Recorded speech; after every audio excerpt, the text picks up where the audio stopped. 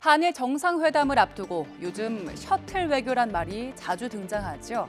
1970년대 초반 헨리 키신저 전 미국 국무장관이 첨예하게 대립하던 아랍과 이스라엘을 오가면서 중재자 노릇을 했던 게 셔틀 외교의 시초인데요.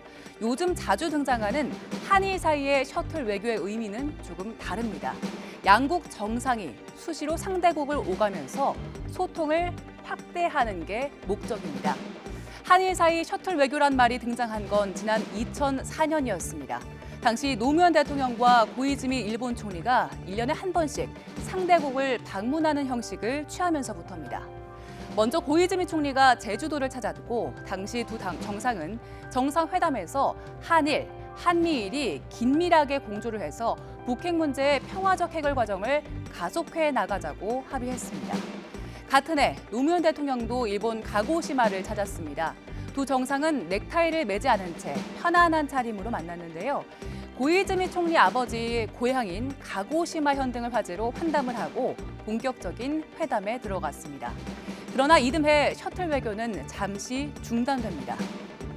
고이즈미 일본 총리가 야스쿠니 신사를 참배한 게 발단이 됐습니다. 야스쿠니 신사는 A급 전범이 합사된 곳이죠. 국내외 많은 반발에도 불구하고 신사 참배를 강행한 고이즈미 총리. 이 때문에 양국 관계는 급속하게 얼어붙었습니다. 이렇게 잠시 멈춘 셔틀 외교는 3년 뒤에 다시 시작됩니다. 후쿠다 야스오 일본 총리가 이명박 대통령의 취임식에 참석하기 위해 한국을 찾았는데요. 두 정상은 정상회담을 하고 이 대통령의 방일과 양국 정상 간 셔틀 외교 복원을 약속했습니다. 두 달 뒤 이명박 대통령도 일본을 찾아서 후쿠다 야스오 총리와 만났습니다. 이어 이듬해에는 아소다로 총리가 방한해서 정상회담을 가졌고요. 또 같은 해 이명박 대통령이 답방 형식으로 일본을 찾았습니다. 이렇게 한일 양국 정상의 만남이 다시 활발해지는 듯 했는데요. 이후에도 한일 정상은 서로의 나라를 찾아서 만남을 이어갔지만 2011년 12월 이명박 대통령의 방일을 끝으로 한일 셔틀 외교에 다시 브레이크가 걸렸습니다.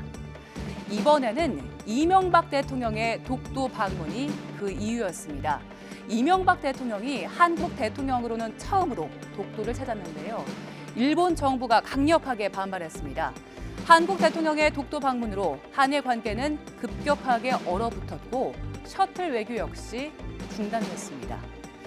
오늘 윤석열 대통령이 일본으로 향했지요. 다자회의가 아닌 한일 정상회담을 위해서 우리 대통령이 일본을 찾는 건 지난 2011년 이후 12년 만입니다. 바로 옆 나라지만 한일 관계가 오랫동안 서먹겠다는 의미겠지요.